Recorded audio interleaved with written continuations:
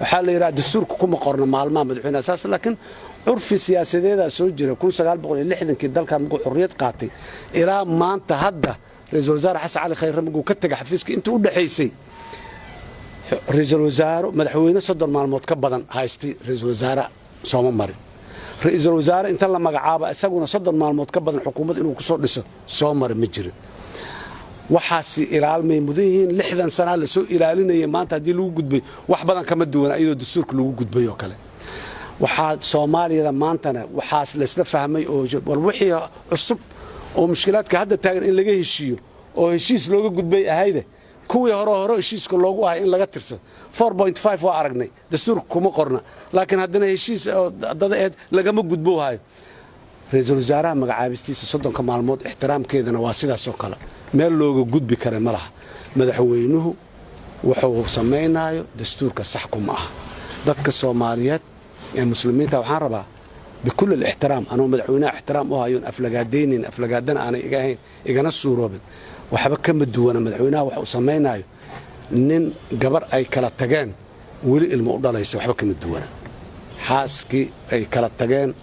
أو فري أسو ولي حاس أطايو كلاوه حكومة دمان تجرتها واساس شرع معها وشرع الدر دستورك وحاكوعد رئيس الوزراء كحجين كيسة أما كحجين نديسة حتى هذا الكحجينها بجربه معقول ما دستور كمال وكتل ما يمله حكومة دي دعضي أيان قار أنت سوء عليان وكمل جار أن له مركزا هدنا لبا بلوت أنا إسكسي دينية مركزا هدنا حكومة صدق كمال الموت ومدحونا لسي حكومة وحلوه ترى روتين أدمنستريشن كي الدولة لماذا السعودية إنه نكل الجوين أو سي صعده الله تلقى إنه ماشي سي جوكتو لكن لو ما تلقى قوانين عصب إنه يدجسوا قدية دستوري أو عصب إنه مقعود إنه مال والبكبحده قدية ده صوت دستوري واي قدية أذيك قرصوركا يا قدية وحاصل سيدا أي كو إيمانيان يا سيدا الله لسايو قدية حتى سيدا أي كو إيمانيان دستورك كو عدا حير كلا حتى ما دستورك تلماميو قدية أذيك قرصوركا كو لما سدح سانو كو إيمانا قف حقي كإيماني لبا حقي كإيماني سدح قفود حقي كإيماني واتلمامنتها هل قف أو ميشو كإيمانها لقى إيماتسي مجرو لقى كان مجرتو شن قفود واي dadka la keenay lahay afar qofood mid saddex joogto hala ayada xataa ka maqan waay hadda gudiyo kala baarlama waa waxa naloo sheegay waliba waxaan anaga haynaa xog dhahayso shuruuc badan iyo gudiyo badan golaha wasiirada hadda mugay dhacaan ka bacdi ansixiyaan la leeyahay war meesha falaad waay dawladnimo kama socoto dawladnimo waa qaanuun waa dastuur waa curfi la ilaaliyo oo maxaan ku raada dhaqan oo la dhowro waay dawladnimadu ما عوض انت ساعدها waxaan raba iska sameeyna madaxweynuhu meeshaas ka yimaado dalkana yaanu dhaqan cusub oo jireenin horan u soo jirin yaanu waa odagay maanta waxay taagan tahay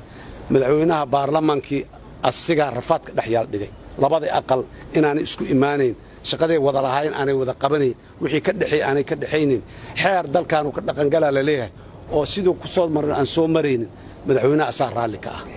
agtiisa yaalaan xeerkii labada aqal golaha mid kamid uu soo gudbiya agtiisa dhooban oo kii kale loo geeyay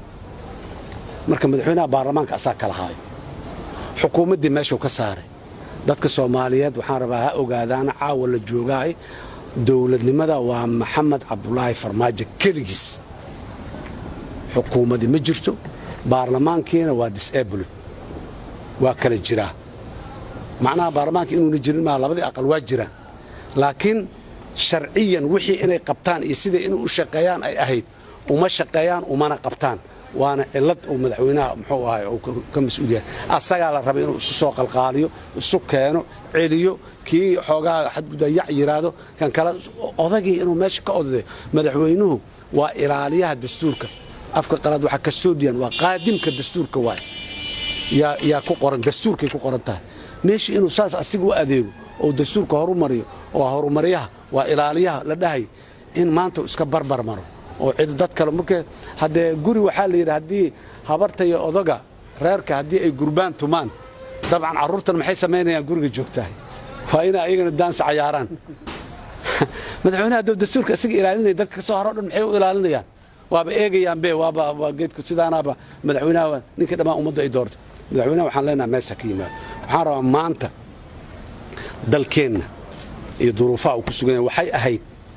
shaqo kasta oo la haayo maanta waxaa priority ama kow u ah oo hortabin u leh waa doorashooyinka doorasha dalkan siday uga dhici lahayd oo si nabada uga dhici lahayd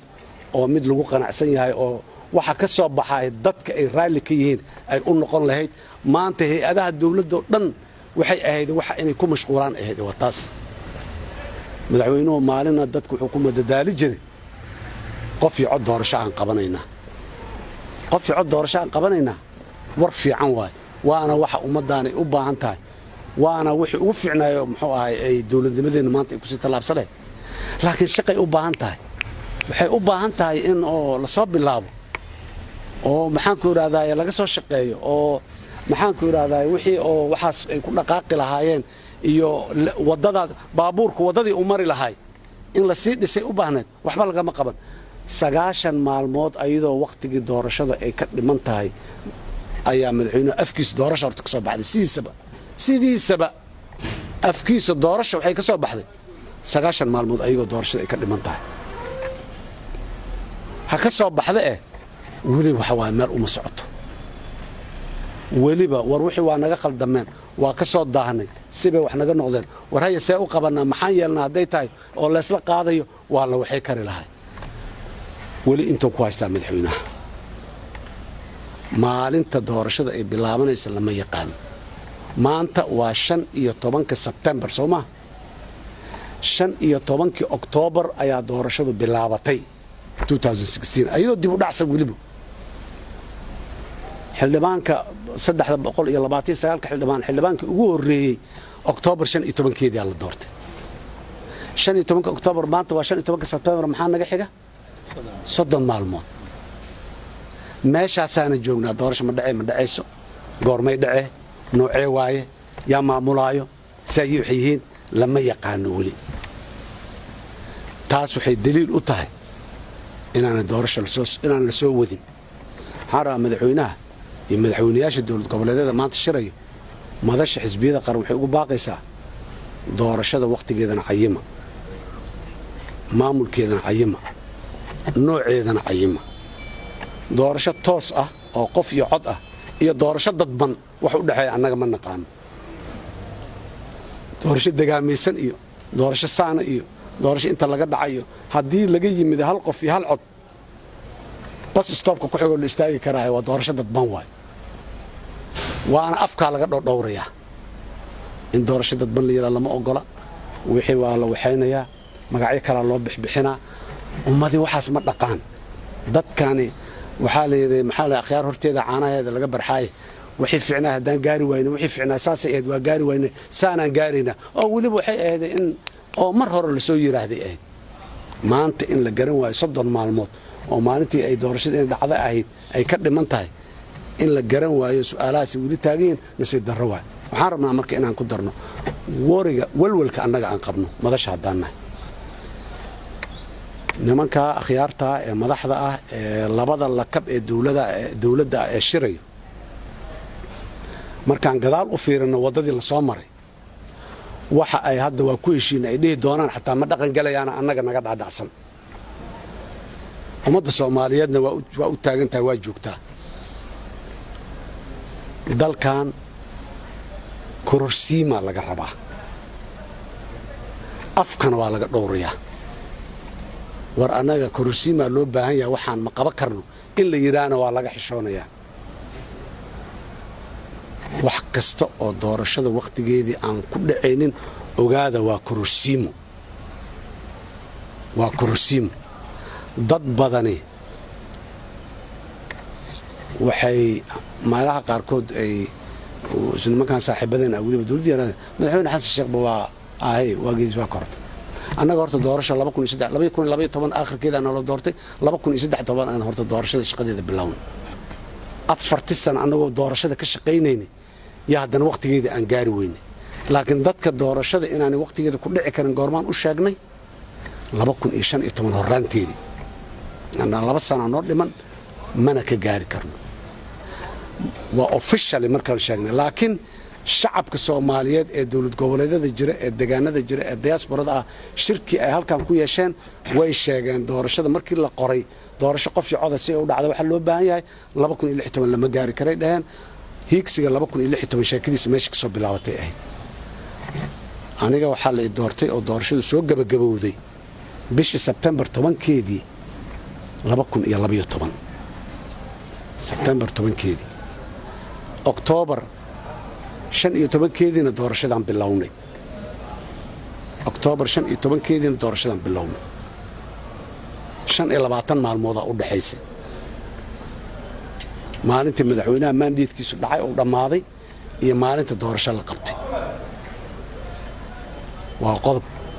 15 October ilaa 27 December madaxweynaha iyo xukuumadaba tala gacan uguma jirin gudiyadii doorashada dawlad goboleedyadii wixii yahay heshiiskii lagu heshiiyay waxay ahayd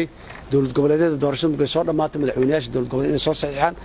madaxweynaha saaxiibka Sharaf Xasan waa joogaa waan rajaynayaa inuu ii marqaati kaco in badan oo kamid ah dawlad goboleedyada agtooda ku soo daaday doorashada markay dhamaatay ka bacdi xataa liisaskii in la soo gudbiyo dadkii la isu keeno kaarkii loo sameeyo maalintaas uu dambeysana la dhaariyo tala aan annagu leenahay annagu tala hadda madaxweynuhu waa sida tala wuxuu leeyahay maalinta doorashada bilaabanayso doorashada haday bilaabato ka bacdi wax tala asigu u yaal malaha wax tala u yaal malaha maalinta ay doorashada bilaabanaysa inta ka horeysa tala u taala inuu maalinta doorashada nimankaas ay xadidaan ay cadeeyaan nooca doorashada waqtigeeda waxa laga rabaa Soomaaliduna ay ku qanacdo war biiri khalfiyaad ama sooyaal oo aan wax badan la ballan qaaday aan laga run sheegin oo wax badan la dhinac maray gadaal noo yaalo marka anaga waa nagu wada qofilan tahay waxa ma la dhaqan gali doona mise lama dhaqan gali doono waa nagu wada taagan tahay doorashadu waqtiga ay bilaabanaysa ayaa madaxweynuhu oo tala ku leeyahay xukuma maalintaas go'aan ha ka soo gaaro hala ogoleysiyo ha ku qanciyo nimanka hadda talada la laho meesha la fadhiyo mid la aqbali karo annaguna aan ku qanci karna ha ahaato dadka Soomaaliyeed ee qaarkood ogaada